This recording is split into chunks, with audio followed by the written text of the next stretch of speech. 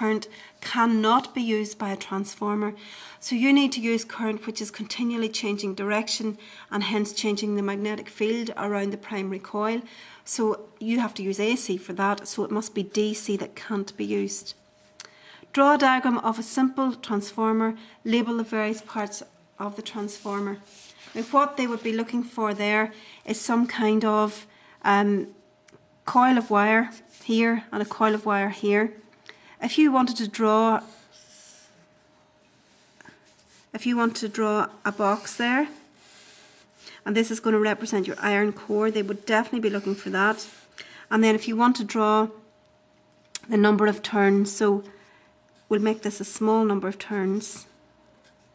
It's coming out the back there, and then we'll make this a big number of turns. So if you make those like wee S shapes,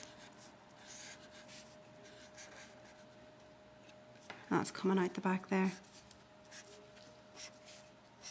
Okay, and we're going to put primary voltage here, secondary voltage here. Label your iron core. Label your primary coil. Label your secondary coil.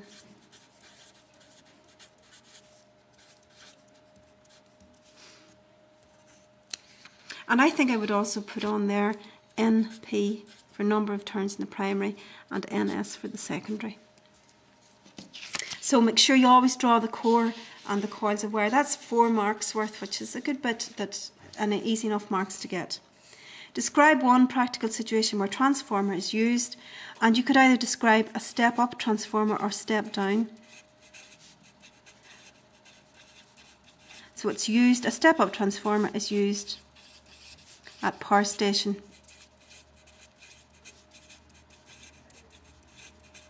To increase V in the power lines.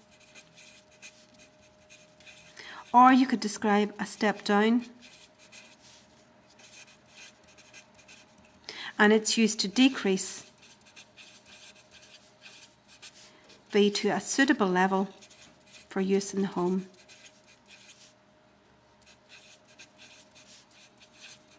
I'm just going to write home use.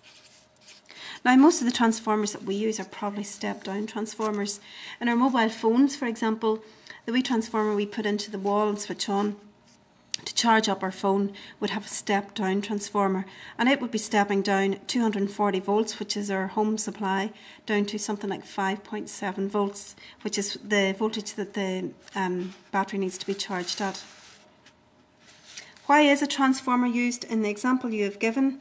And again, one of these examples, I've really maybe explained this, but just to explain a little bit more, if you describe step up, then you could say it's to decrease current in the electricity lines and reduce energy losses.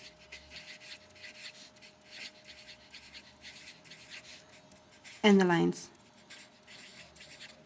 If you've described the step-down transformer, I think probably this is a good enough reason here to decrease voltage to a suitable level for use in homes. Okay, this is the last question. Mr. Henderson is an electrician.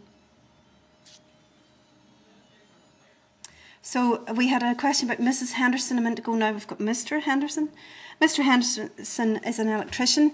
He wires up an electrical heater to the main supply, then complete circuit is shown below.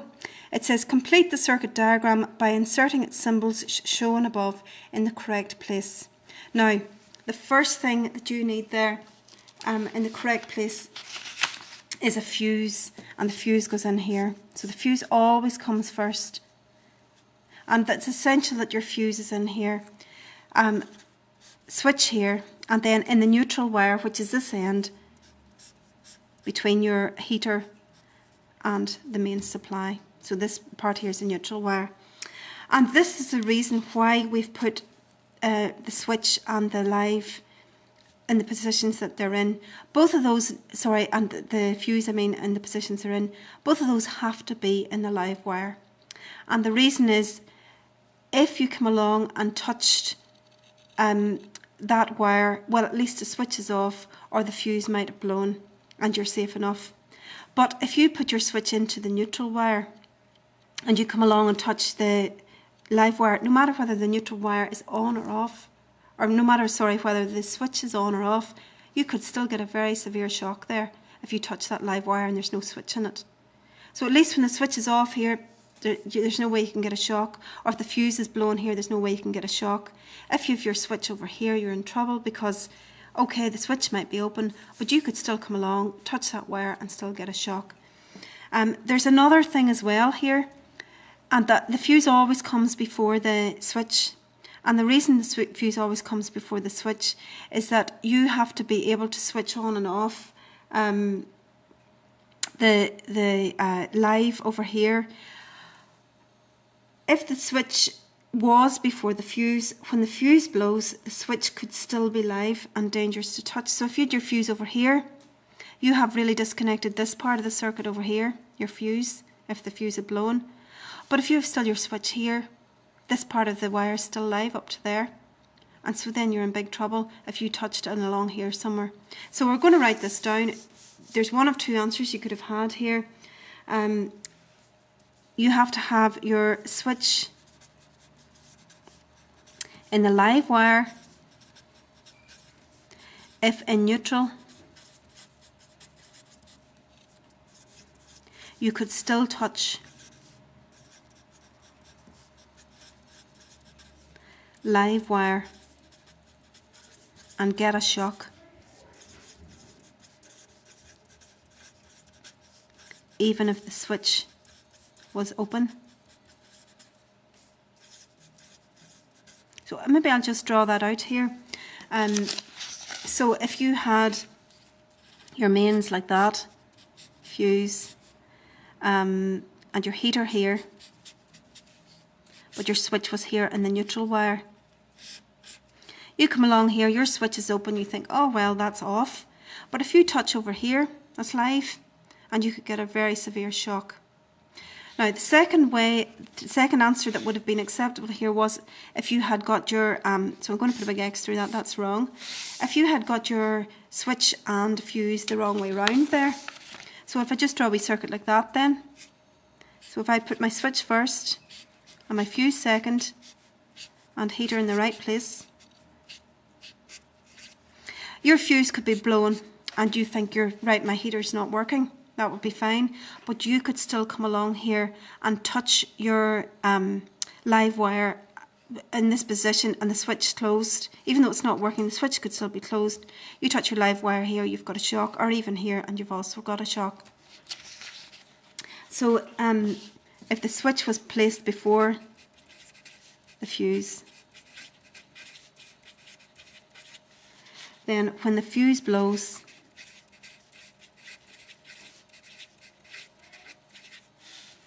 the switch could still be live and user could get a shock.